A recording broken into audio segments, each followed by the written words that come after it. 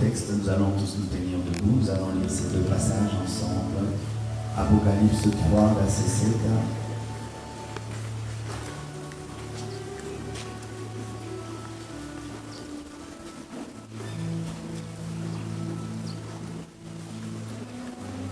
On peut lire à toi. Si ton ami n'a pas trouvé Apocalypse, c'est un aventurier.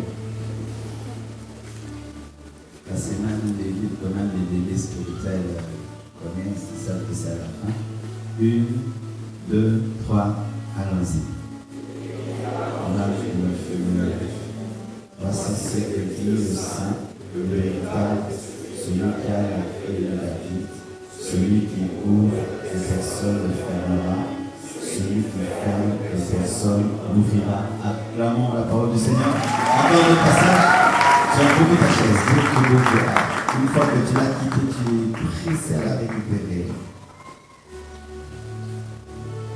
Psaume 110, verset 1.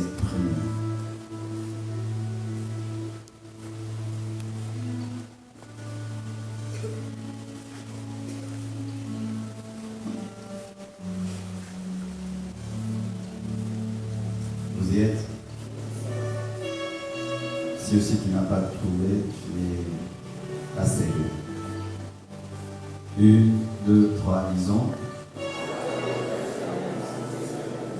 Assieds-toi à ma droite jusqu'à ce que je fasse de tes ennemis ton marchepied. Acclamons la parole du Seigneur. Asseyez-vous, s'il vous plaît. Diminuez un peu le volume du synthé, un tout petit peu. Dans ce culte de famille, le Seigneur m'a donné ce message. Il fallait que je vous partage sur comment être une famille différente. Mais déjà la nuit, ce message venait dans mon cœur. Hier, on a eu un culte extraordinaire. Ah oui, les gens qui disent que comme programme Dieu sont toujours confondus. On a eu un culte, on n'a pas su l'arrêter. Je crois qu'on a fini à 22 h. La gloire de Dieu était forte là, on dormait là. Et on n'était pas au Congo hier, on n'était pas limité, on était au ciel. C'était extraordinaire le culte d'hier. Et si on n'avait pas arrêté, vous nous aurez trouvé ce matin prosternés devant Dieu. Je vous assure, je vous assure. Et pendant que j'étais prosterné dans la présence de Dieu, j'ai reçu ce message sur les impacts de la dictature divine. Dis à ton voisin, les impacts de la dictature divine. Alléluia. Nombre 22, 23, 24, 25 nous révèle que quand Dieu bénit, personne ne peut maudire. Si je commence à monter, tu montes, mais si je ne monte pas, tu montes avant moi, c'est toi qui me conduis. Personne ne peut maudire celui qui l'a béni. Amen. Personne ne peut maudire celui qui l'a béni. Et Apocalypse 3, verset 7 nous révèle que lorsque Dieu ouvre, et personne ne peut fermer, quand il ferme, personne ne peut ouvrir. Les preuves de la dictature divine sont là dans ces passages. C'est que quand Dieu dit oui, personne ne peut dire non. Amen. Quand Dieu dit oui dans ta famille, personne ne peut dire non. Personne, c'est le diable. Personne, c'est le bras droit du diable. Personne, c'est le plus grand sorcier de ta famille. Personne, c'est aucun homme, aucun ennemi, aucun ami. Personne, c'est même ta nation. Personne, c'est même les institutions de ta nation. Quand Dieu a dit oui dans ta vie, personne ne pourra dire non. Alléluia. Quand Dieu ouvre, personne ne peut fermer parce que c'est lui qui détient la clé de tout ce qu'il a ouvert. Il n'y a qu'une seule clé de David et elle n'est que dans la main d'une seule personne, Jésus-Christ de Nazareth. Quand Dieu ouvre, il ne donne pas la clé de ce qu'il a ouvert à ses ennemis ou à tes ennemis, mais il garde la clé lui-même, afin d'être le seul capable de revenir pour fermer. C'est que Dieu ouvrira cette année dans ta vie, personne ne pourra le fermer. C'est que Dieu ouvrira cette année dans ta famille, personne ne pourra le fermer. C'est que Dieu débloquera cette année dans ta famille, personne ne peut le bloquer. Là où Dieu débloque, il n'y a pas de blocage. Là où Dieu bénit, personne ne peut maudire. Le roi Balak, malgré sa royauté, n'a pas pu maudire Israël alors qu'ils étaient des anciens esclaves. Mais le roi Balak ne pouvait rien contre les anciens esclaves, parce que les anciens esclaves étaient les fils d'Abraham, qui était un homme béni. Et lorsque le roi Balak a pris Balaam, un visionnaire, un homme de Dieu, pour qu'il maudisse, quels que soient les sacrifices qu'ils ont faits, ils ne pouvaient pas maudire celui que Dieu avait béni. Quel que soit ce qu'ils ont osé faire, ils ne pouvaient rien contre celui que Dieu avait maudit. La bénédiction de Dieu dans ta vie est inarrachable. Inarrachable. La bénédiction de Dieu dans ma vie est inarrachable. Personne ne peut entrer dans ma bénédiction et me l'arracher. Même si c'est un serviteur de Dieu qui devient cupide, il ne peut me l'arracher. Même si c'est un ex-roi, il ne peut me l'arracher. Balaam est l'image du diable, car le diable était un roi qui était rejeté par Dieu par orgueil. Et Balaam était un roi qui était rejeté par Dieu par cupidité. Et quoi qu'il ait fait, Israël est resté béni. Et alors que Balak attendait de paroles de malédiction, Balaam a commencé à bénir Israël. Celui qui se lèvera, même dans la nuit, pour te maudire et maudire ta famille, se retrouvera en train de te bénir.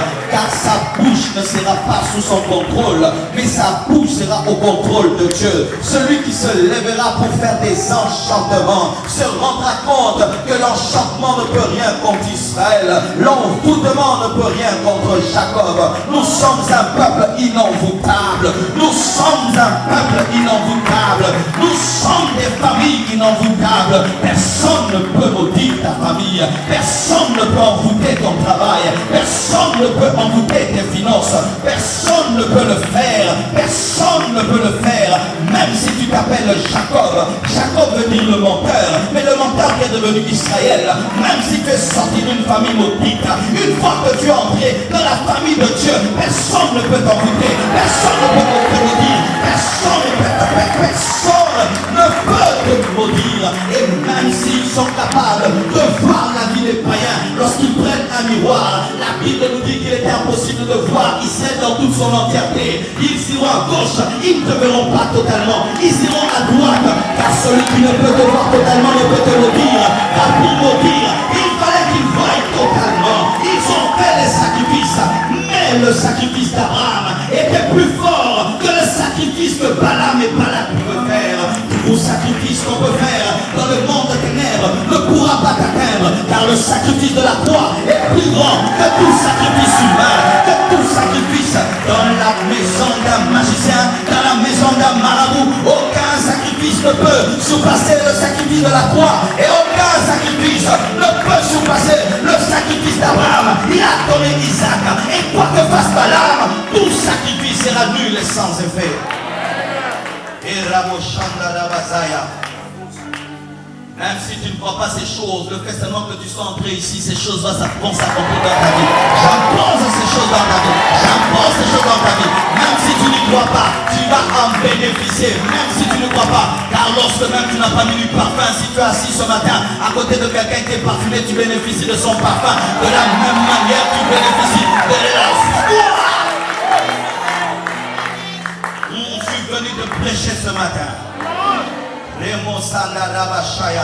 Lorsqu'il élève, personne ne peut abaisser, car la bénédiction ne vient ni de l'Orient, ni de l'Occident, même ni du désert, ne vient de l'Éternel. Ta bénédiction ne vient pas de tes souffrances, ta bénédiction ne vient pas du désert, ta bénédiction ne vient pas de l'Occident, ta bénédiction ne vient pas de l'intelligence, ta bénédiction ne vient pas de l'Orient, ta bénédiction ne vient pas de ta religion, mais ta bénédiction vient de l'Éternel. On ne peut maudire que ce qu'on a engendré, comme l'intelligence, comme les hommes n'ont pas engendré ce que tu es. Personne ne pourra te maudire.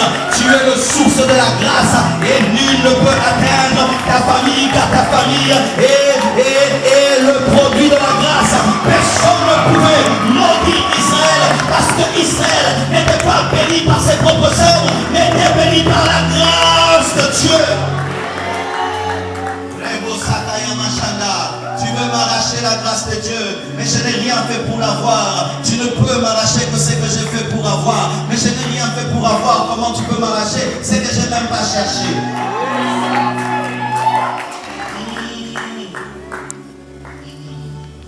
Oh, je sens des choses ce matin. Quand il fait grâce, personne ne peut contester. Car la grâce est une faveur imméritée. Une chose que tu ne cherches pas mais qui vient à toi. Et souvent la faveur est injuste car elle atteint des personnes qui ne la méritent pas. Comment peux-tu expliquer un homme comme Paul, au lieu que Dieu fasse de lui un homme qui n'a aucune révélation? C'est le même homme qui a tué Étienne qui commence à avoir des révélations sur le tuer, le persécuter, le crucifier. La grâce est injuste. Les jours que tu chercheras à quantifier la grâce, à comprendre la grâce, tu te perdras parce que Dieu fera grâce à quelqu'un qui ne mérite pas la grâce. D'ailleurs, c'est ça la grâce et l'injustice de la grâce.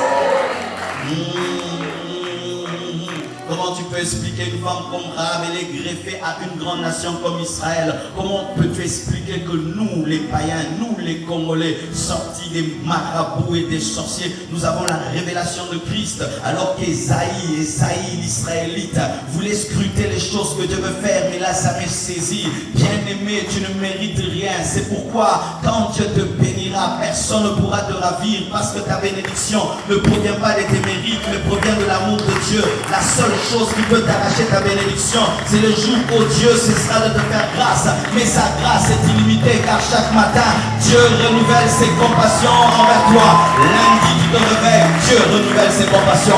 Mardi tu te réveilles, Dieu renouvelle ses compassions. Ce dimanche tu n'es pas en train de subir les compassions de samedi. Les compassions de ce dimanche sont renouvelées. Tu n'es pas en train de vivre des vieilles compassions. Tu es en train de vivre une nouvelle compassion, une fraîche compassion. Et Dieu ne se fatiguera jamais de te faire grâce, parce que chaque matin, il nous renouvelle sa grâce.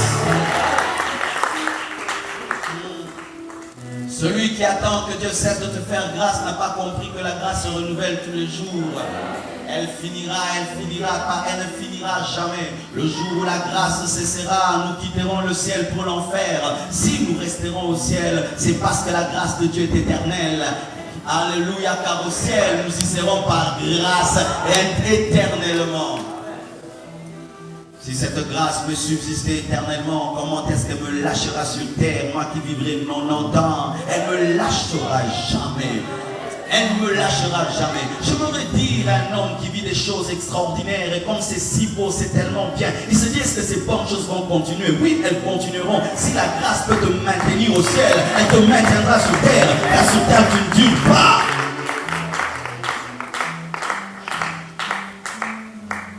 Joseph et ses frères, qu'est-ce qu'il a fait pour que Dieu l'aime autant? Il n'a rien fait. Qu'est-ce qu'il a fait pour que son père l'aime autant? Il n'a rien fait. Qu'est-ce qu'il a fait pour qu'il voie des gerbes, ces gerbes être plus grandes que celles des autres? Il n'a rien fait. Qu'est-ce qu'il a fait pour devenir ministre? Il n'a rien fait. Et la jalousie de ses frères ne peuvent rien faire. Quand tu n'as rien fait, on ne peut rien te faire. Tu n'as rien fait, on ne peut rien te faire. Tu peux être jaloux de mon visage, tu ne peux rien faire car je n'ai rien fait pour avoir mon visage. Et tu ne peux rien contre mon visage. Il n'a rien fait, on ne pouvait rien faire. Lorsque Jésus-Christ est mort et qu'on l'a mis sur la croix, Voilà que le Romain écrive, celui-ci est le roi des Juifs.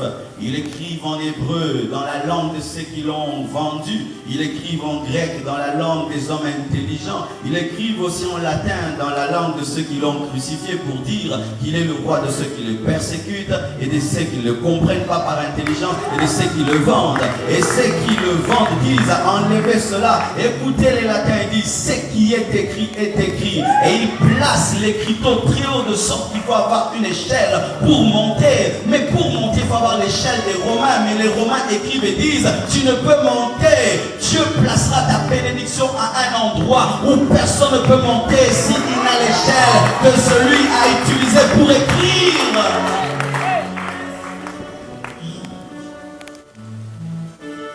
La dictature de Dieu.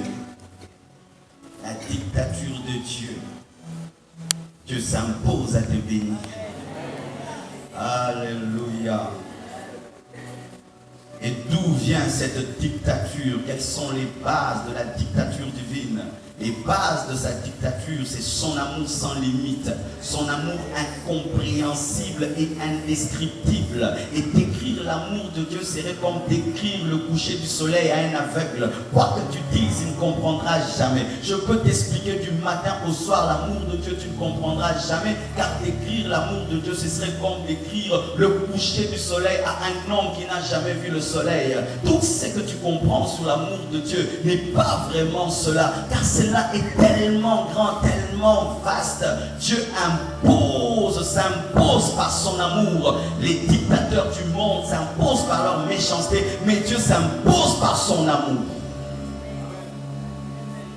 L'amour de Dieu dans ta vie fait que Dieu s'impose pour te pardonner, s'impose pour t'aimer. Si Dieu avait demandé la permission des hommes, jamais la femme adultère ne serait pardonnée. Mais Dieu a imposé son pardon. Personne ne te condamne, moi non plus. Va et ne pêche pas. Il a imposé sa miséricorde dans la vie de Marie de Magdala, alors que tout le monde disait qu'elle était pécheresse. Il agrève à son équipe. L'amour de Dieu dans ta vie amène Dieu à imposer son plan. Sa volonté souveraine par laquelle il fait au ciel et sur la terre ce qu'il veut est une base de sa dictature. Sa volonté souveraine, il fait ce qu'il veut au ciel et sur la terre. C'est ainsi que la Bible nous révèle les ouvriers de la dernière heure qui reçoivent le même salaire que les ouvriers de la première heure. Et ceux de la première heure se plaignent et ils disent, mais comment est-ce que tu les payes comme nous? Et il dit, je vous ai promis 100, je vous ai donné 100, et à eux j'ai promis 100 et je leur ai donné 100. Qu'est-ce que ça vous fait que je sois si bon? J'ai décidé de faire du bien et je fais du bien. Ma volonté me dit de le faire et je le fais. Quand Dieu va imposer sa dictature, il ne consulte pas la volonté des hommes, ni la volonté de tes ennemis, ni la volonté de ta famille, ni la volonté de l'église, mais il consulte sa propre volonté. Bien-aimé, ta destinée a comme base la volonté de Dieu. Elle n'a pas comme base la volonté des hommes. Elle n'a pas comme base la volonté de ton voisin. Ce qui fait que sa volonté ne pourra rien contre Dieu. Alléluia. Sa sagesse infiniment varie est la base de sa dictature. Il élève Joseph avant ses frères parce qu'il sait que lui a le cœur de partager. Et ainsi il sait que s'il devient grand, il pourra pardonner et prendre soin. Étant le stratège de stratège, il dit, je ne veux pas élever Ruben avant, même si c'est l'aîné. Je vais élever Joseph le 11e et je vais le jeter dans une nation. Il deviendra riche et il prendra soin de Lévi. C'est alors que Lévi engendrera Moïse et Moïse verra sortir Joseph de l'Égypte. Dieu impose ses stratégies à ta stratégie parce qu'il sait qu'il est plus intelligent que toi. Et pendant que tu discutes, tu te dis, ferme ta bouche, fais cela parce que moi je maîtrise le futur comme je maîtrise le présent. Dans ta vie, il y a une différence entre le futur et le présent, le futur et le passé. Mais pour Dieu, la connaissance du futur est égale à la connaissance du passé. Autant tu connais ton passé, autant tu connais ton futur. C'est pourquoi il a pris Moïse, il l'a mis dans la maison de Pharaon pour qu'il devienne son espion dans la maison de Pharaon. Parce que connaissant le futur, il savait qu'il il fallait que ce soit un juif qui a vécu avec le pharaon pour frapper Pharaon. S'il avait demandé la permission à Moïse, lui dire, est-ce que tu veux aller dans la maison de Pharaon ou pas? Il allait dire, je ne veux pas, je veux rester à côté de maman, je veux rester à côté de maman. Mais comme son plan est plus fort que la volonté de Moïse, et il voit plus le futur que des petits caprices, il impose à Moïse étant bébé d'habiter dans la maison de celui qui demain verrait éclater sa gloire. Il y a des choses que tu ne comprendras pas, et ce n'est pas parce que tu ne comprends pas que tu es perdu. Il y a des choses que tu ne saisiras pas, et ce n'est pas parce que tu ne saisis pas que tu as perdu. Il y a seulement un problème, la sagesse qui te conduit est trop élevée. Oui, la sagesse qui te dirige est tellement élevée que tu penses être perdu. Non, tu n'es pas perdu, tu ne maîtrises pas. Il y a certaines technologies que nous ne maîtrisons pas, mais ce n'est pas que nous sommes en danger, seulement nous ne maîtrisons pas. Ce n'est pas parce que tu ne peux comprendre comment est-ce qu'un satellite peut être mis dans l'orbite et rester dans les espaces qui tombera sur ta tête. Tu ne comprends pas seulement. Ce n'est pas parce que tu ne comprends pas le sens de ta vie que tu es perdu. Il y a quelqu'un tellement intelligent, plus intelligent que toi, qui est en train de coordonner les choses et de diriger les choses. Si le pharaon n'avait pas décidé de tuer les premiers-nés, jamais Moïse ne se serait retrouvé dans la maison de Pharaon. Il fallait qu'il leur donne la mort pour que Moïse aille vivre chez lui. La haute sagesse de Dieu. La haute sagesse de Dieu. Dieu des fois avance en reculant, mais il avance quand même. C'est pourquoi quand il marche avec toi, tu peux lui donner des conseils qui paraissent être intelligents, alors que ce sont les conseils les plus bêtes que tu n'aurais jamais donnés. Si tu donnes à Jésus-Christ le conseil de se précipiter et guérir Lazare, alors qu'il n'est pas mort, tu es en train de priver l'humanité d'une démonstration de puissance prouvant qu'il n'est pas seulement capable de guérir, mais aussi de délivrer. Laisse-le oublier Lazare pendant un temps, jusqu'à ce qu'il pourrisse, et qu'on sache qu'une seule parole de sa bouche peut suffire pour ressusciter les morts. Et lorsque l'Église pourra douter, dire, est-ce que nous serons enlevés? Est-ce que nous serons ressuscités? Car il est écrit, les morts en Christ ressusciteront premièrement. Il dira, c'est que je fais à Lazare, je vous le ferai aussi. Je parlerai seulement, car rien qu'à savoir les morts ressusciteront. Laisse Dieu faire des entraînements dans ta vie. Il s'entraînait en Lazare à ressusciter les hommes. Laisse Dieu le faire. Quand tu vois Élie se coucher sur un enfant mort, tu ne vas dire, mais tu l'écrases davantage. Alors qu'il faut qu'il subisse le poids pour qu'il sorte de la mort. Et tu peux dire, ça ne se fait pas que de dormir sur un homme mort, alors qu'il faut l'écraser davantage pour que la vie qui est en lui puisse sortir. C'est pourquoi aussi Dieu vient sur toi, afin de t'écraser, afin que le parfum qui est en toi sorte. Et quand il t'écrase, tu penses qu'il est contre toi, alors que le but, c'est que le parfum sorte. Lorsqu'on écrase une fleur, la fleur peut croire qu'on est contre elle, alors qu'on veut en faire du Versace, du Gucci, du Chanel. Et ainsi elle peut quitter un jardin et se retrouver dans une maison, être mise sur un roi. Mais tant qu'elle est une fleur, elle ne restera que dans un jardin. Mais quand on l'écrase, elle se retrouve dans un parfum. La maîtrise des temps et des circonstances fait que Dieu impose sa volonté aux hommes, sa position la plus élevée, et fait qu'il puisse imposer sa volonté, car celui qui est très haut voit mieux que tous. Alléluia. Moi là je vois vos têtes, mais vous ne voyez pas bien vos têtes. Comme je suis plus élevé, je vois vos têtes, mais toi tu ne vois pas. Et si je te dis, frère, fais attention, tu vas dire, mais moi je vois, il s'impose à toi parce qu'il voit ce que tu ne vois pas. Il est le Dieu très haut, il est le Dieu très haut, il est le Dieu très haut. Alléluia. Lorsque tu dis, Seigneur, je vais aller au Rwanda, lui, il voit le Rwanda là où tu veux aller, peut-être dit, petit, n'y va pas. Et toi tu es contre. Pourquoi? Parce que tu ne vois pas ce qu'il voit. Lui, sa position lui permet de saisir l'univers. C'est ainsi que des fois, il s'oppose à toi. Et tu dis, Seigneur, tu es contre moi. Il te dit, tu vas faire cela. Et tu dis, Seigneur, tu es contre moi. Alors que de là où il se trouve, il voit ce que tu ne vois pas. Sa puissance illimitée et incomparable est la base de sa dictature, qui fait que même s'il y a des opposants à sa volonté, c'est lui qui finit toujours par remporter les batailles et la guerre. Il a dit à Paul, il te sera difficile de réjammer contre les aiguillons.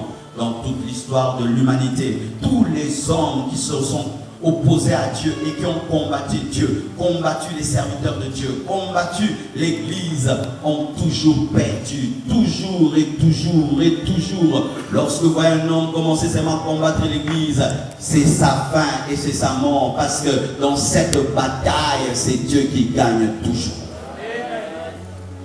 Lorsque tu vois Dagon debout devant l'arche, même s'il n'est pas encore tombé, va dormir, il tombera certainement. Parce que dans cette bataille, c'est l'arche qui gagne toujours. Lorsque tu vois Aman commencer la guerre avec Mardoché, même si tu n'as rien vu, va dormir, tu retrouveras Aman bien pendu sur son propre bois. Lorsque tu vois Goliath se lever devant David, va dormir. Ce n'est pas le géant qui gagnera, mais c'est le Dieu, c'est l'homme qui a cru au Dieu géant qui gagnera. Bien-aimé, je prophétise sans voir que c'est toi qui vas remporter cette guerre contre les puissances sataniques et les puissances démoniaques. Je n'ai pas besoin de vision, c'est un principe, c'est un principe. L'équipe de Dieu gagne toujours. Je n'ai pas besoin de voir, je n'ai même pas besoin d'avoir une prophétie, une vision. Tout homme monstrueux qui est combattu par les puissants des ténèbres, combattu par la sorcellerie, par la magie, par les hommes méchants, finira par remporter. Pourquoi? Nous servons le Dieu de Mardoché, nous servons le Dieu d'Esther, et toutes leurs victoires ont été écrites afin de nous dire, vous aussi vous vaincrez. Lorsque tu vois Jésus-Christ à la croix, va dormir, même se lever dans le tombeau, va vérifier après quelques jours, tu ne le retrouveras jamais. Et tel nous sommes, tel tu es.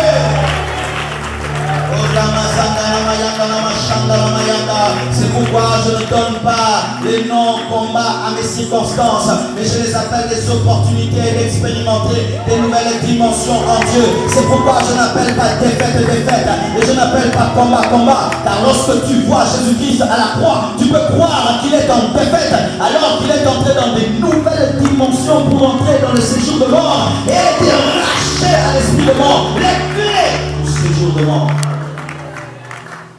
C'est pourquoi lorsque tu ne comprends pas les luttes dans la vie d'un enfant de Dieu, il faut te taire, parce que tu ne sais pas dans quelle catégorie il est en train d'opérer maintenant. Les nouveaux combats ne sont que des changements de catégorie. Tu as gagné les Walter et les Milou, mais tu es entré dans les poids lourds. Ce n'est qu'un changement de catégorie. Et tel tu as vaincu en étant léger, tu gagneras quand tu es lourd. Car le Dieu qui te donne la victoire sur le lion et sur l'ours continuera aussi à te donner la victoire sur Goliath.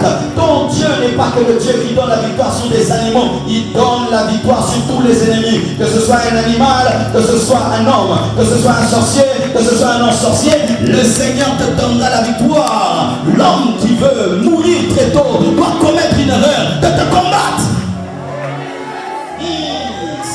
Si Goliath avait évité de combattre David, il aurait encore fêté beaucoup d'anniversaires.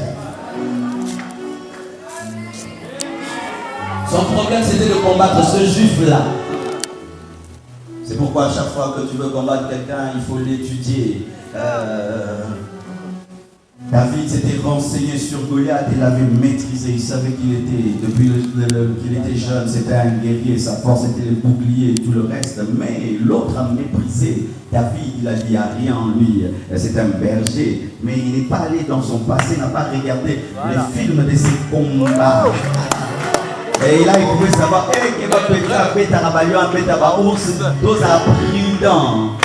alors quand il courait, il dit, nous aurons un tueur des ours cachés dans un berge. Fin d'ensemble. Bien-aimé, fais attention à l'humilité de ton ami. Ce n'est pas parce qu'il est humble qu'il n'est pas puissant. Fais attention à Jésus-Christ qui tient comme un agneau. Ce n'est pas parce qu'il ne dit rien à la croix qu'il ne ressuscitera pas. Fais très attention, Marie, même si tu portes Jésus-Christ dans ton ventre. Ce n'est pas que tu n'auras pas besoin d'être dans une chambre haute et de réclamer le baptême dans le Saint-Esprit comme tout le monde. Fais attention à ce bébé Jésus-Christ que tu portes dans les bras, parce que demain c'est lui qui te portera au ciel. Je suis venu prêcher à quelqu'un ce matin. Je suis venu prêcher à quelqu'un ce matin. Je suis venu prêcher à l'homme de sortir ton sang pour Seigneur. Tu puisses savoir que tu n'as pas cru à n'importe quel Dieu. Tu as cru à un dictateur.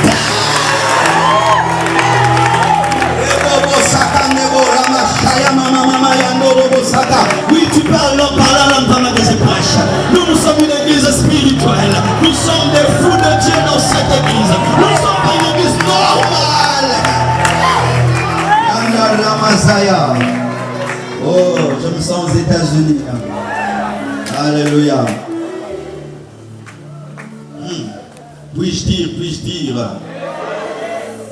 l'impact de sa dictature est fondé sur sa royauté, parce que notre Dieu n'est pas un président, c'est un roi. Et nous ne sommes pas dans une république, nous sommes dans un royaume. Et nous ne sommes pas dans la démocratie, nous sommes dans la théocratie. Je voulais répéter ceci, que tout est basé sur sa royauté. Ton Dieu n'est pas un président parce qu'il ne sera jamais élu ni voté. Et il ne subit pas la constitution des anges, mais c'est lui-même qui établit sa constitution, appelée la Bible dans l'Ancien et dans le Nouveau Testament. Et tu ne subis pas la démocratie. Tu ne subis pas la démocratie. C'est pourquoi 1000 peuvent être contre toi, mais les 3 sont en train de gagner. Ils étaient à 3 dans la fournaise de feu. Alléluia. Shadrach, Meshach contre les autres. Mais c'était eux selon la théocratie. Mais selon la démocratie. Ils devaient perdre. Mais selon la théocratie, c'était eux les gagnants. Tu n'as pas besoin d'élection dans ta vie parce que lui-même ne subit pas d'élection. Tu n'as pas besoin de la majorité dans ta vie parce que lui-même ne subit pas la loi de la majorité. Il est venu comme la lumière dans les ténèbres, mais c'est la lumière qui a remporté. Jésus-Christ venant, il a dit, répandez-vous car la République du ciel est au milieu de vous. Il a dit, répandez-vous car le royaume. Et dans le royaume, il y a un roi. Et après le roi, c'est son fils. Après le fils, c'est le petit-fils. Nous dépendons de l'alliance. Nous ne dépendons pas de la majorité des hommes. Je n'ai pas besoin de tous les hommes, même pour réussir. J'ai besoin que Dieu seulement décide d'être avec moi. Je n'ai pas besoin d'avoir beaucoup d'amis pour réussir. Mais j'ai besoin seulement que Dieu soit avec moi. Et je réussirai. Parce que je suis de la théocratie.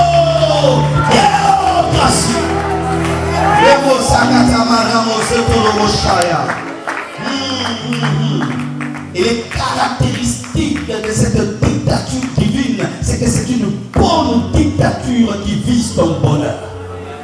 Une bonne dictature. Bonne dictature. C'est une dictature du bien sur le mal.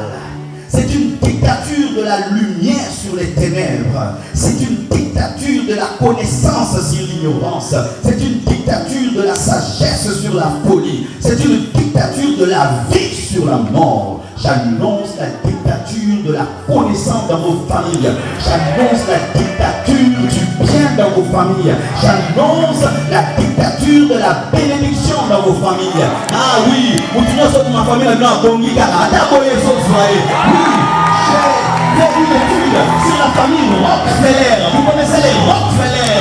Les Rockefeller, les grands pétroliers aux États-Unis. Tous les Rockefeller ont réussi. Si seulement tu t'appelles Rockefeller, millionnaire, milliardaire, mais ce sont des hommes parce qu'ils sont connectés au pétrole. Mais toi tu es connecté à Jésus qui consentira de mon sein sera béni. C'est la dictature du bien, la dictature de l'élévation, de la richesse, de la gloire.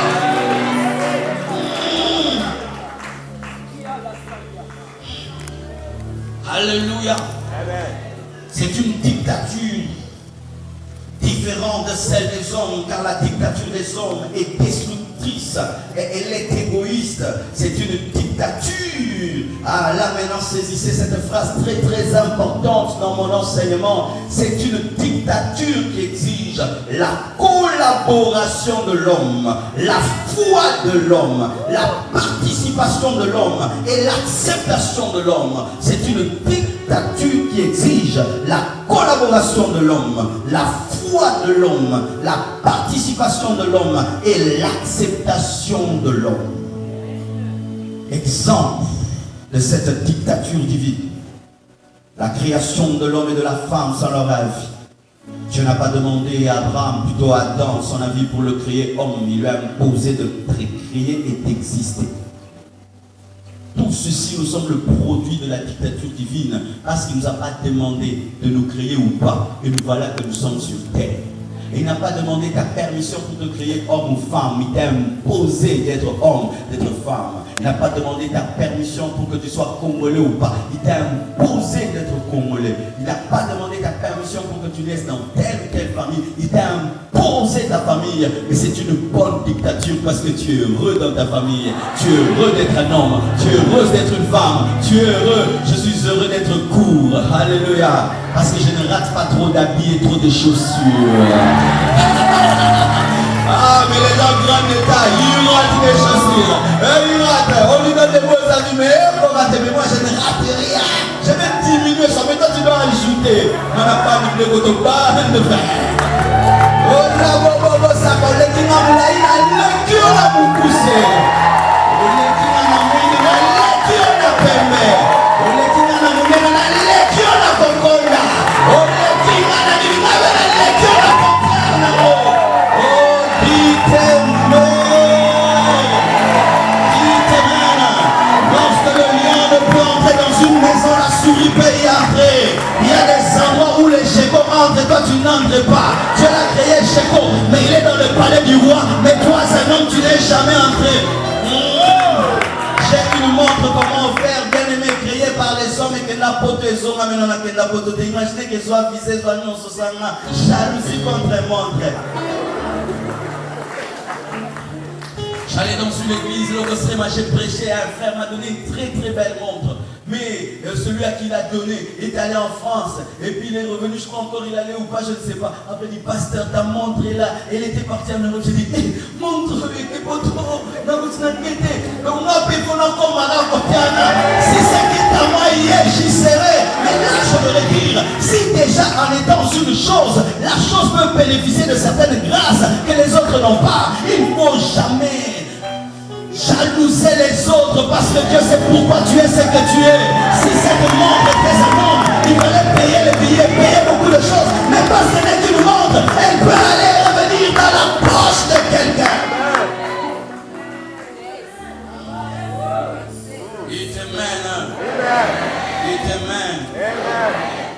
Dieu n'a pas demandé à la femme, est-ce que tu peux permettre que je passe par toi pour écraser la tête du serpent? Elle a dit, non, la postérité de la femme. Quelle dictature.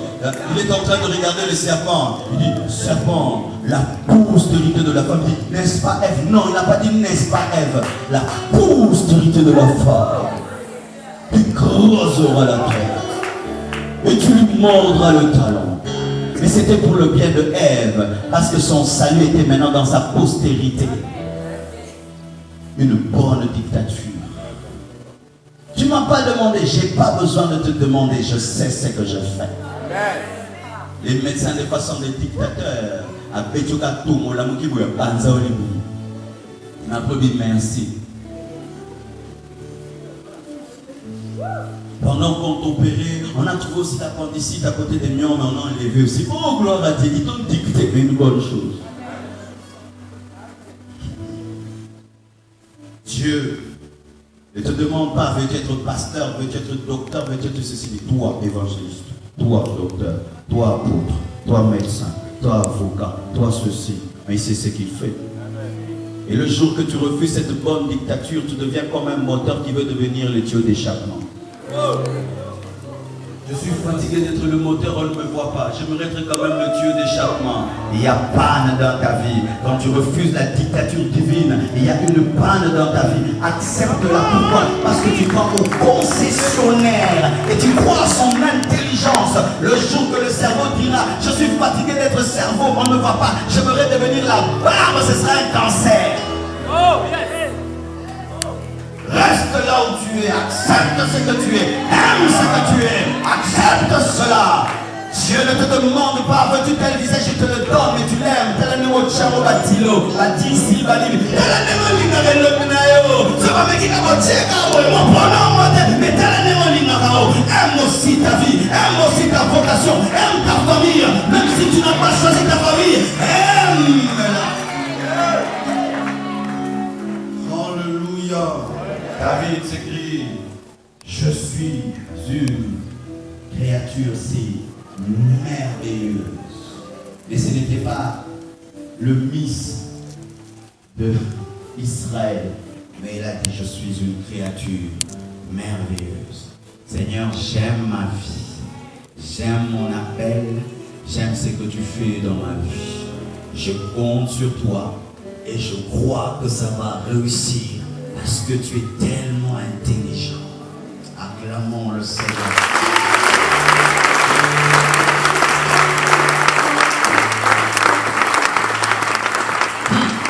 Kadhafi a exercé une dictature. Il était dictateur, mais il a permis aux Libyens d'avoir l'une des meilleures vies en Afrique. Ils ont refusé sa dictature, mais aujourd'hui ils souffrent. Ils étaient dans une bonne dictature, ils vivaient mieux que nous. Tous avaient du boulot. Les étudiants en Libye pouvaient revendiquer pour les parkings des voitures. Vous imaginez? Vous n'avez même pas des vélos. Et déjà, alléluia.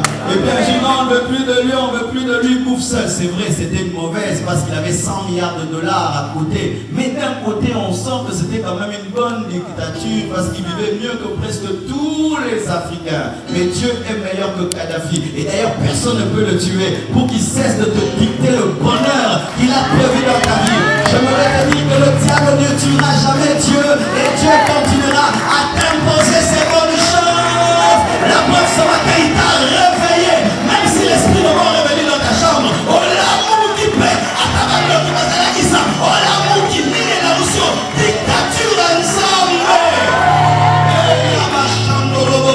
Chanterai dans toutes mes portes, chanterai dans toutes mes portes, parce que celui qui tient les clés de mes portes, ce n'est pas le diable, ce ne sont pas les démons, mais c'est l'Éternel qui a fait le plan. C'est lui l'architecte de ma vie, le bâtisseur de ma vie. Ce n'est pas le diable et il ne peut me détruire radicalement parce que je suis un mystère. Pourquoi est-ce que les hommes n'arrivent pas à bâtir des pyramides? Parce que les bâtisseurs sont partis avec le fonctionnement des pyramides. Toi aussi tu es plus qu'une pyramide, tu es un mystère. Une haute intelligence t'a façonné, t'a créé et t'a envoyé sur terre. Et quiconque te combat commettra toujours des erreurs parce qu'il ne maîtrise pas tout ce que tu es, tout ce que tu es capable d'être. C'est pourquoi dans chaque calcul du diable contre toi, il fait toujours des erreurs. Il oublie une notion, un x plus 1, un x toujours. C'est dans les mathématiques, en matière d'équilibre. C'est moi, il y a un x, il manque, tout est faux. Et le x vient toujours manquer dans les calculs du diable contre toi. Vous savez c'est quoi? C'est que Dieu t'aime beaucoup. Il a fait le calcul contre Samson. Il a pris la justice de Dieu. Dieu, quand tu pêches, il t'abandonne. Quand tu pêches, il t'abandonne. Il n'a pas mis l'autre X qui est capable de faire que l'homme abandonné puisse se repentir et que la deuxième chevelure vienne et que l'homme devenu aveugle soit aidé par un petit enfant qui devient à ses yeux. Alors qu'il enlevait les yeux de Samson, il oubliait les yeux de ce petit enfant. Oh my God! Alors qu'il te ravit ce que tu es, il oublie de le ravir à tes amis qui t'aimeront et qui te soutiendront afin de te restaurer. Alors qu'il a pris le pied du paralytique, il a oublié ses 4 amis qui pouvaient percer le toit et le mettre devant Jésus. Alors qu'il a tué les yeux de Bartimée, il a oublié de tuer sa bouche parce que sa bouche allait crier Jésus, fils de David, aie pitié de moi. Et la bouche lui permet de récupérer. C'est pourquoi lorsque le diable a tout détruit, vérifie ce qu'il n'a pas détruit. Utilise ce qu'il n'a pas détruit, tu vas récupérer ce qu'il a détruit. Quand le diable détruit les choses dans ta vie, vérifie, le diable laisse toujours quelque chose. Il laisse toujours une racine, il laisse toujours quelque chose. Et par la racine qu'il laisse, tu repousseras et tu seras un arbre vert. Il peut prendre les yeux, mais il laissera toujours la bouche. Il ne prend jamais tout. Dieu lui a imposé cela, il a dit touche à tout sauf. Quand le diable détruit, il y a toujours un sauf. Et c'est dans le sauf. C'est dans le sauf que Dieu vient. Il a pris Esther, il a emmené en déportation esclave, il a pris son père, il a pris sa mère, il a oublié d'enlever sa beauté.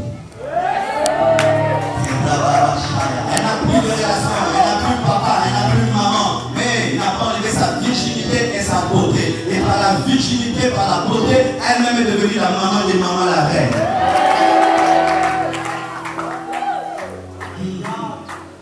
Lorsqu'il n'y a plus rien à faire, vérifie. Il y a toujours quelque chose à faire. Et s'il n'y a plus rien à faire, fais une chose, vis. À l'amour qui kaka. Il le sait, il le sait, à l'amour qui kaka. Kenda kaka point, deko kenda la point parti, mais jour et saille.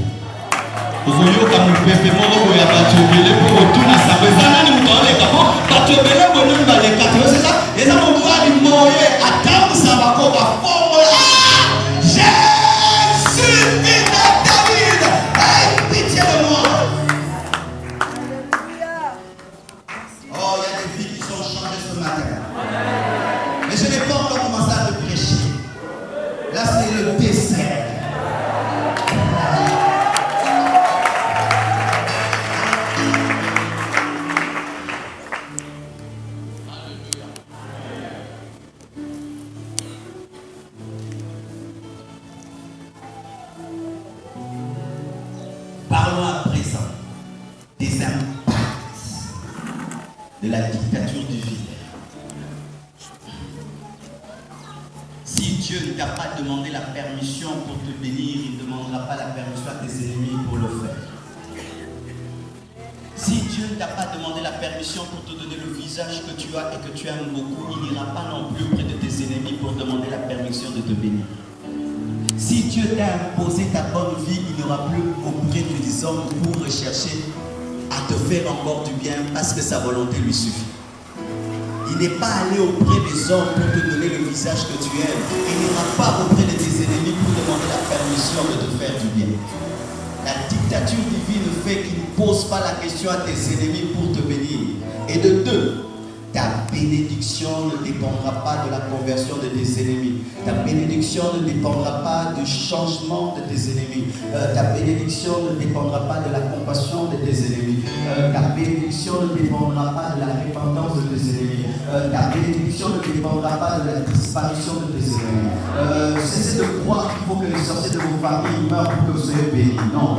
Qu'ils se convertissent ou pas, vous serez bénis. Car si ta vie va dépendre de la conversion des sorciers de ta famille, alors que feras-tu des sorciers du quartier? Et que feras-tu des sorciers de la ville? Et que feras-tu des sorciers de la nation? Et que feras-tu des sorciers du monde? Tu n'as pas besoin que les hommes meurent pour que tu sois béni, mais tu as besoin que seulement Dieu te bénisse pour que tu sois béni. Nous demandons la conversion des sorciers de nos familles par amour, mais ce n'est pas pour être béni. Quiconque ici croit qu'il n'est pas béni parce qu'il y a un sorcier dans sa famille, tu es en train de te tromper. Leur présence ne dérange rien. Je dis leur présence ne dérange rien. Leur présence ne dérange rien. Qu'ils meurent ou pas, qu'ils se convertissent ou pas, Dieu n'a pas besoin de cela pour te bénir, mais il a besoin de ta foi et de ta foi et de ta foi et de ta foi. Tu n'as pas besoin de la compassion des sorciers pour que tu croies que Dieu va te bénir. Tu n'as pas besoin qu'ils meurent. Tu n'as pas besoin qu'ils disparaissent.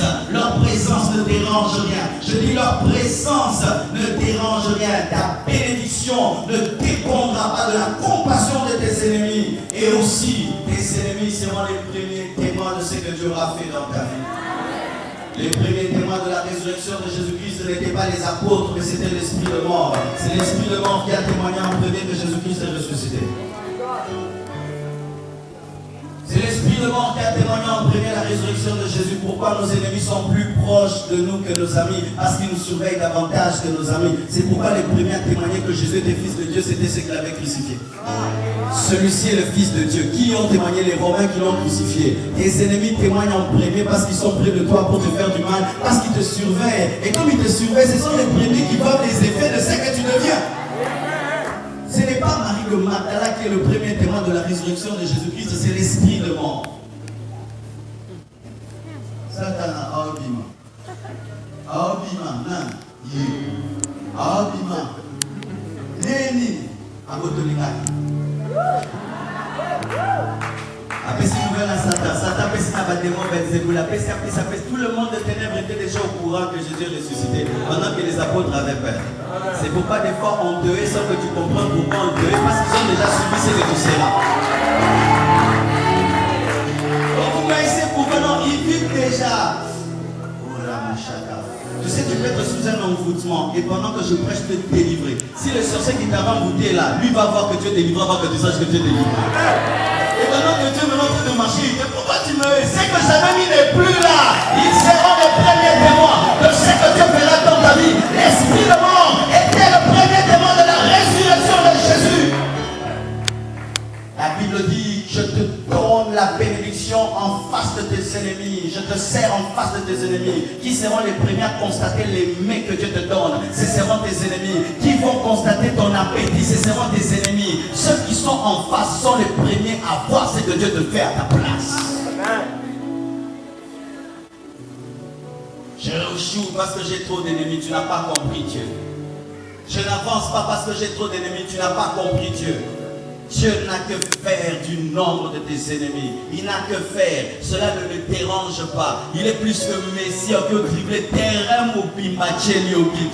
Il peut dribbler tous les terrains. Alléluia. Ça va vous terminer, papa. Oh, parce qu'il des adversaires, un grand joueur, à table aux 7. Ah, oh, le bébé, non, pété. Zambé, Zamba, oh, mon abambouna, non, pété. Qu'il soit là ou pas, Dieu marquera dans ta vie. Qu'il soit là ou pas, Dieu marquera dans ta vie.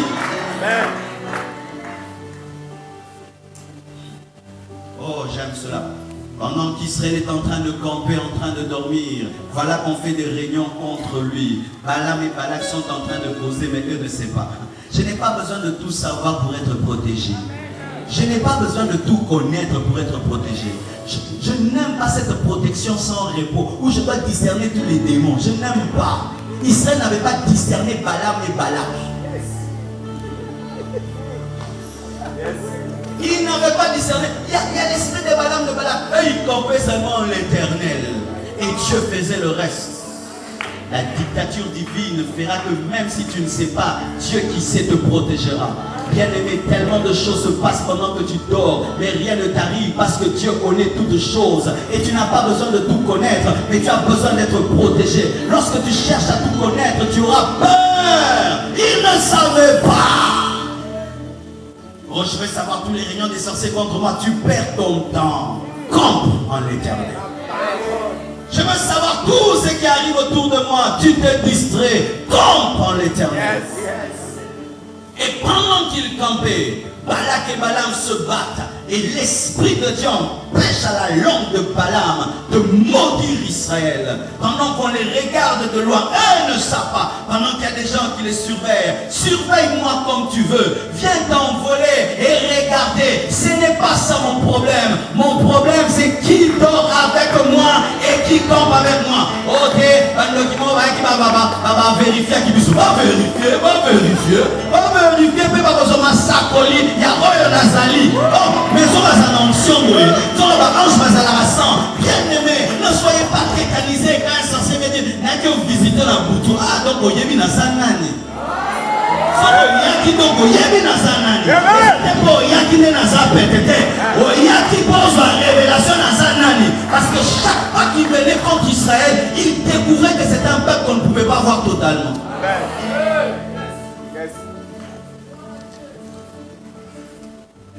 Beaucoup de gens entendent na mona qui vision à Jésus. Na monie ko makolo na komia na moniete. Nenge ba mona ke mobimbate yo pe ba mona mobimbate. On a mona ke to mona mais na mona ki te yo pe ba mona mobimbate. Tel est l'Éternel sort. Je suis caché en celui qu'on ne voit pas donc on ne me voit pas. Il habite une lumière invisible, inaccessible que personne ne peut voir et n'a vu. Donc moi aussi j'habite dans cette lumière et personne ne peut me voir. Donc si tu me cherches, tu verras la lumière et tu diras vraiment que je dors dans la lumière. Ça ne va visiter la et tu verras un astre qui sort de Jacob. Tu verras mon futur. Tu verras la naissance de Jésus-Christ avant même que le temps de la grâce ne commence. Tu verras que je me couche comme une lionne et je me lève comme un lion. Lui il voyait des tentes et après il a vu que c'était des lions et des lions. Parce que le lion de la tribu de Juda était leur mari. Quiconque vient te visiter dans la nuit vient découvrir que tu n'es pas un humain comme tous les humains, mais tu es un humain extraordinaire. Et lorsque Dieu se pose dans ta vie, même les animaux entrent dans ton combat, les païens. Le païen, l'animal commence à refuser, à démarrer à tirer. Parce que l'âne c'était la voiture, même les voitures entrent dans ton combat. On a tout au bout à bloquer. Après, si vous pagez le poisson, vous pagez le poisson. Anès à Balaam. La naisse de Balaam entrera dans la guerre. Même des gens qui ne prient pas, même les hommes animaux entreront dans ta guerre. Même des gens qui ne prient pas, Dieu les disposera en ta faveur. Balaam voulait partir, la naisse s'est opposée. Les êtres célestes viendront. Toi tu comptes seulement, les êtres célestes se manifestent. Eux ils campaient, mais l'ange protégé. Oh, toi campe seulement, Dieu, l'ange protégera. Je dis campe seulement, l'ange protégera. La naisse refusera. Je n'ai pas besoin de maîtriser tout ce que Dieu fait autour de moi. J'ai seulement besoin d'avoir confiance en lui parce que nuit et jour il veille autour de moi, car il est écrit, l'ange de l'Éternel campe autour de ceux qui le craignent. Il les arrache de tout danger. Je n'ai pas besoin de le voir, j'ai besoin de ses effets. Amen. Alléluia. Lorsque Dieu amène sa dictature dans ta vie, il fait que même si le pays va mal, ta vie va bien. Et quand le pays va bien, ta vie va très bien. Et quand le pays va très bien, ta vie va trop bien. Parce que toi, tu es un cactus du désert qui ne dépend pas de la pluie et de l'environnement, mais tu dépends de l'Éternel. Tu es un arbre planté près d'un cours d'eau qui ne dépend pas de la pluie, mais qui dépend de la source. Mais quand il y a la pluie, tu crois davantage. Et quand il n'y a pas la pluie, tu crois quand même. Et comme il souvient oui, mon bonheur dépend du sien, mais son malheur n'élimine pas le mien. Mon bonheur dépend du bonheur de ma nation, mais son malheur n'élimine pas ma bénédiction. Que le pays soit démocratique ou non démocratique, je vis la théocratie de Dieu. Et lorsqu'il devient démocratique, la théocratie de Dieu me bénit davantage. Je ne suis pas de ceux qui disent nation Boraté pour la RDC. Je prospérerai dans ce pays parce que je suis un cactus du désert. Je suis planté près d'un courant d'eau et ma vie dépend d'abord de la source qui est Jésus-Christ et ensuite de la pluie. Mais d'abord la source. La pluie c'est la nation, la source c'est Jésus. La pluie c'est la nation, la source c'est Jésus.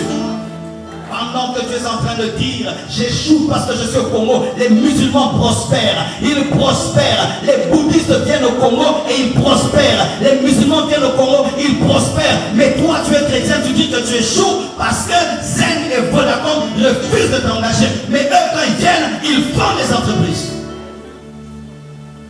Dans ta propre terre, ils font des entreprises.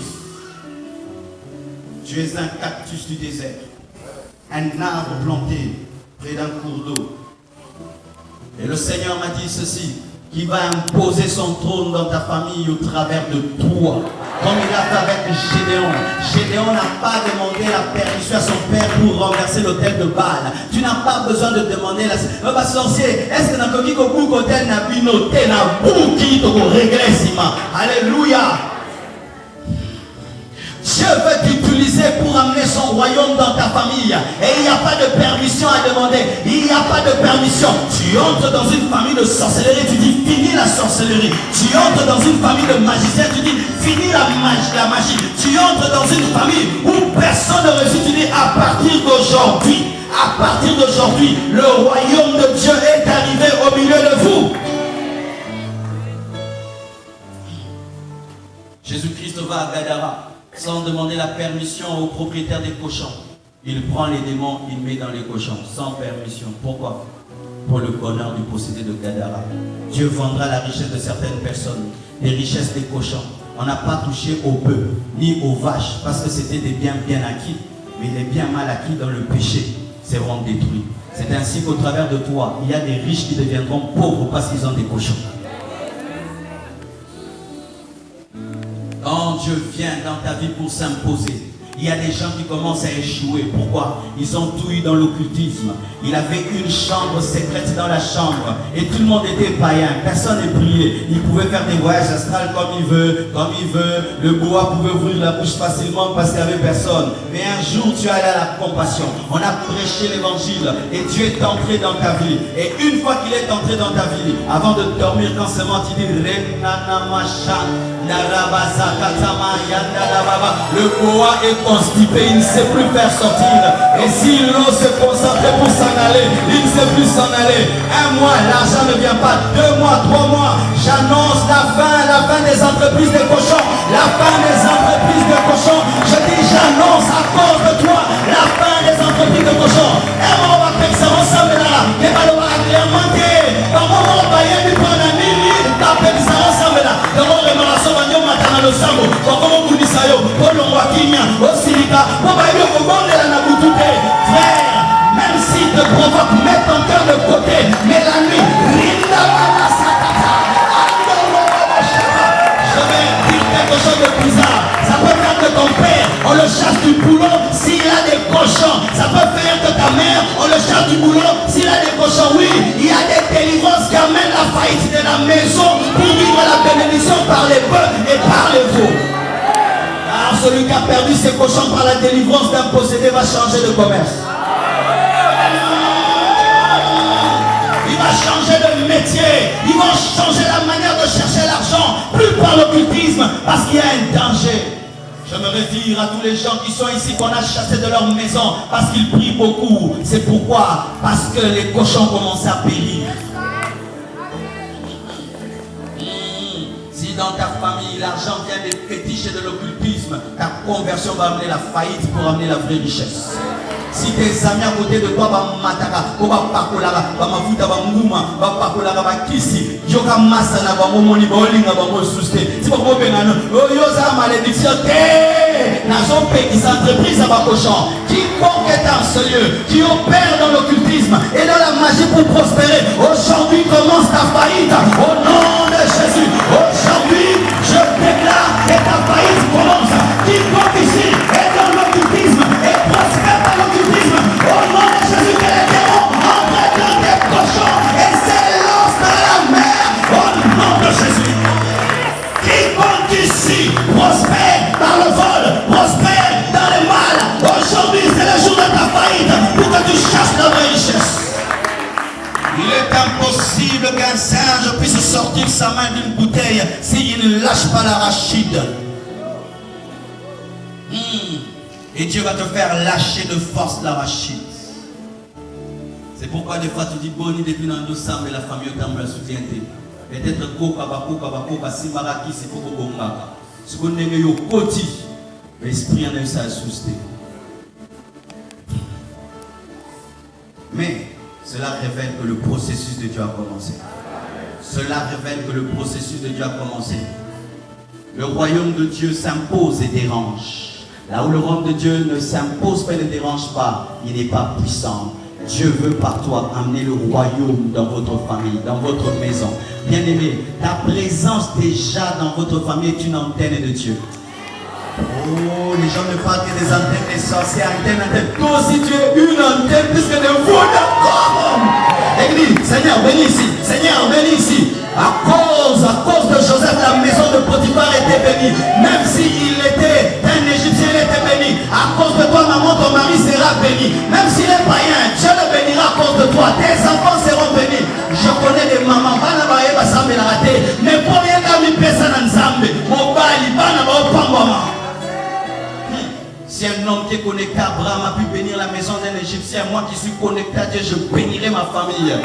Ah oui, ils doivent manger le lait et le miel avant de se convertir pour recevoir celui qui donne le lait et le miel. Et le fait de manger le lait et le miel leur donne déjà la foi de croire au Dieu du lait et le miel. Alléluia, Dieu me bénit, Dieu paye, je te donne une voiture. Ah, ton Dieu donne ça, ton appelle un 10 000 années, on peut ça. Amen, on peut ça.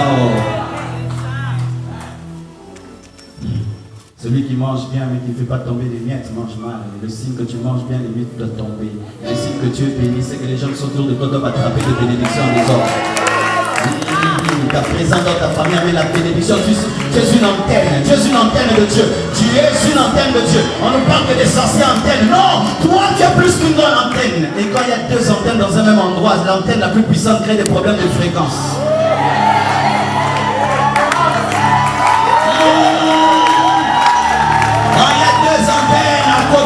C'est l'antenne la plus puissante qui désoriente l'autre. On ne les captera pas parce que tu es là. À pas invoquer son maté. Appelle-le aussi maté. Pourquoi? Il y a l'antenne de l'Éternel, l'antenne d'Elohim, l'antenne de l'Olam. Je bénis Dieu d'avoir dit le pasteur que j'ai eu. Un jour, je suis allé vers la délivrance d'un grand magicien. Et on était nombreux dans le bureau avec le pasteur. Tous mes amis sont partis. Et je suis resté seul avec ce magicien. Il était là. Et mon pasteur était au bureau. Et il a senti que j'avais peur. Je disais, vous n'êtes pas un magicien, vous n'êtes pas. Et il m'a dit, Marcelo, t'as peur? Il m'a dit, il faut avoir des hommes qui te révèlent qui tu es. Pas des gens tout le temps te décourager. Vous avez l'autre, c'est l'autre, ça m'a monté. Oui, c'est un autre, c'est l'autre. Vous l'avez dit, tu m'as bien les appétés. Mais comment nous a kati, ou un des mots. Marcelo, avec la vie de prière que tu as et la vie de consécration que tu as, ce magicien ne peut rien contre toi. D'ailleurs, ta présence le dérange. Non,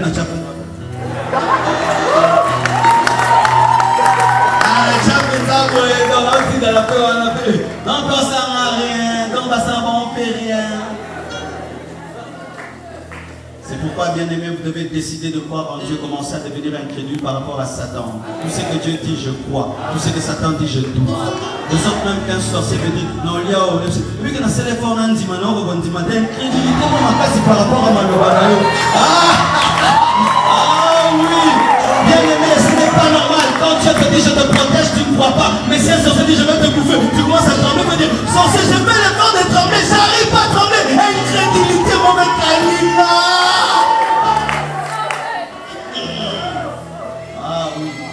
Quand tu connais que Dieu s'impose, tu n'arrives plus à croire que Satan est fort. C'est pourquoi j'aime l'histoire de cet homme. Un jour, il dormait et il a senti une présence démoniaque dans la maison. Et puis, il ouvre les yeux. Il voit un homme très sudeux avec des cornes qui bourdent comme ça. Parce qu'il est habitué à faire peur les gens. Et puis l'homme se réveille, regarde. Il dit, mais toi, ce qui dit, moi, mais tu ne me connais pas, moi, c'est Lucifer.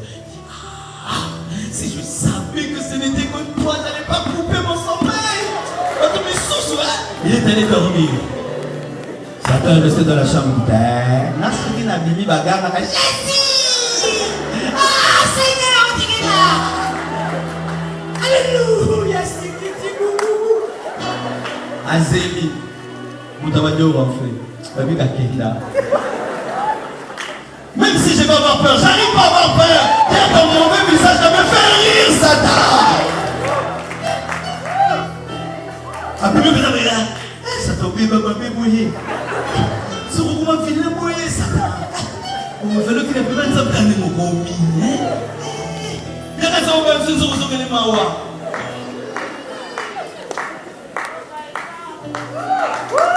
Dieu, les chasses, renouvelle ton intelligence. Je vous dis la vérité, moi dans ma vie, quand quelque chose me fait peur, je m'avance toujours. C'est un principe. Dans un côté, non, c'est très nouveau, ils bouger la chambre. Demandez à mon épouse, je me lève toujours. Voyons vérifier. Allez vérifier. Des lignes que le coupon ça là. C'est gagnant. Je vous dis, quand tu fais peur à tes peurs ont peur de toi. C'est pourquoi Dieu te donne un front en diamant. Pendant que tes ennemis ont des fronts en bronze, Dieu te donne un front en diamant pour que tu imposes l'imposition à part l'opposition. Un autre homme, des démons viennent dans sa chambre, il les chasse. Et les démons partent. Quand ils partent, ils trouvent que les meubles ont bougé, la table a bougé, les chaises ont bougé. Il est là, démon, il revient, il est quoi? Vous avez bougé les chaises. Vous avez mettez les chaises et les gars s'adressent. Et les démons partent. Regardez-moi, là, le Seigneur.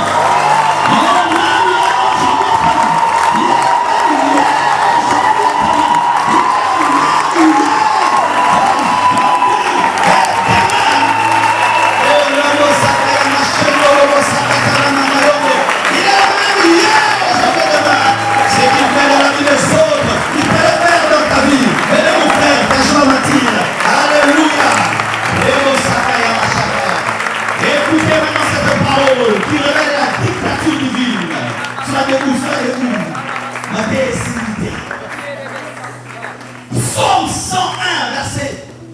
101, verset 1. Psaume 10, verset 1 dit, et l'Éternel, Psaume 10, verset 1, et l'Éternel dit à mon Seigneur. Donc il y a deux Seigneurs. Tu es Seigneur, il est Seigneur. Et le Seigneur c'est pour toi. Dieu s'appelle roi des rois, pas parce qu'il est le roi des présidents, mais il est ton roi, c'est parce qu'il est le roi des rois. Dieu c'est un leader comme des leaders. Il n'est pas jaloux de ton élévation. Pour qu'il soit roi des rois, il faut que toi tu sois roi, si vous laissez moi roi. Tu as commencé à être roi de roi le jour que tu es devenu roi. Et maintenant, David reçoit une prophétie messianique sur Jésus-Christ et il entend. L'Éternel dit à mon Seigneur Jésus, assieds-toi pas à ma gauche. Pas s'il te plaît, assieds-toi. L'impératif, assieds-toi. La dictature divine. Pas s'il te plaît, Jésus, assieds-toi. Assieds-toi. À ma droite. Le bonheur, jusqu'à ce que je fasse des ennemis dans ma vie. Quand je viens de te dire l'ordre, assieds-toi. Laisse-le continuer la phrase. Il y a une autre partie. Jusqu'à ce que moi je fasse pendant que tu t'assieds. Donc, toi tu me fais rire, moi je deviens ton travailleur. Yo se dit à ma mère,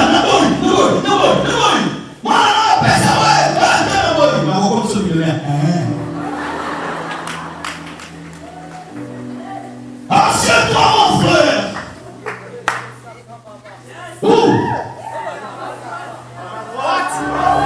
Assieds-toi. Moi, je vais savoir que Billy bien.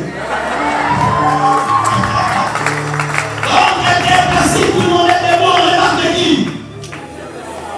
Le temps de te remarquer est arrivé.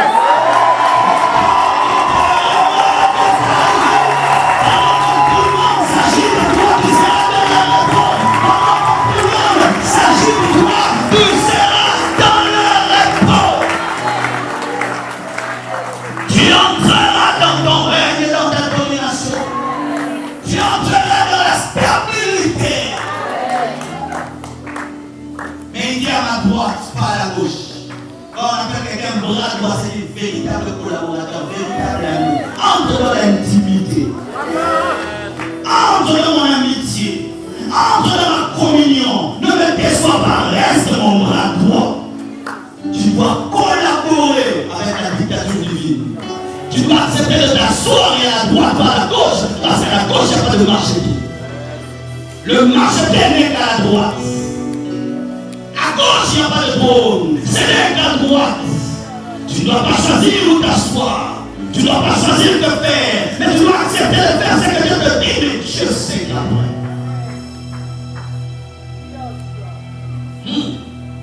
Assieds-toi à ma droite. Et là, on peut poser. Dieu est assis, lui aussi assis. Béni que nous sommes. Jésus est assis à la droite de Dieu, nous sommes assis à la droite de Jésus. Donc nous sommes assis à la droite de Dieu. Si je suis à la droite de celui qui avance, je suis à la droite. Si je suis assis à la droite de celui qui est à la droite, je suis assis à la droite. Jésus est à la droite, moi aussi je suis à la droite de celui qui est à la droite. C'est que le Père dit au Fils, le Fils me le dit. Et je suis au courant de ce que le Père dit. Collaborons ensemble. Quand je te dis, ami, réveille-toi, viens prier à la droite. J'ai des choses à te dire. Viens à la droite. Et quand tu restes à la droite, la Bible dit jusqu'à ce que. C'est-à-dire qu'il y a un temps, tu dois patienter. C'est-à-dire quoi? Patienter jusqu'à ce que celui qui est assis à côté de toi tape tes ennemis. Tape tes ennemis. Toi, tu es posé. Mais tu es aussi fort, tu dois oublier ta force. Tu dois oublier que tu es fort pour laisser celui qui est fort à travers ta place parce que Jésus c'était tout puissant. Tu dois t'humilier. Tu dois accepter mon calendrier jusqu'à ce que, parce que j'ai un calendrier, j'ai un plan. Tu ne dois pas faire ton plan. Tu dois laisser moi, je termine. Mais si je termine, ce ne sera pas ma gloire. Je l'ai déjà. Moi, je t'adore. C'est comme les mamans, des fois, si l'enfant ne sait pas marcher, il marche pour l'enfant, il lui donne. Qui gagne? C'est l'enfant. Il garde les dents. Jusqu'à ce que je fasse tes ennemis ton escabeau. Frère, je suis pas pour le bas. Oh, ce matin, maman, il y a encore aussi. Là, ça tient. Enfin, il y a encore. Ah, c'est maquillé. Il n'a jamais maquillé. Imposition divine. Qui t'a dit qui m'a arrêté? Les appels, ils s'achètent. Quand ça sert de l'homme, c'est la triche. Il ne faut pas lui dire.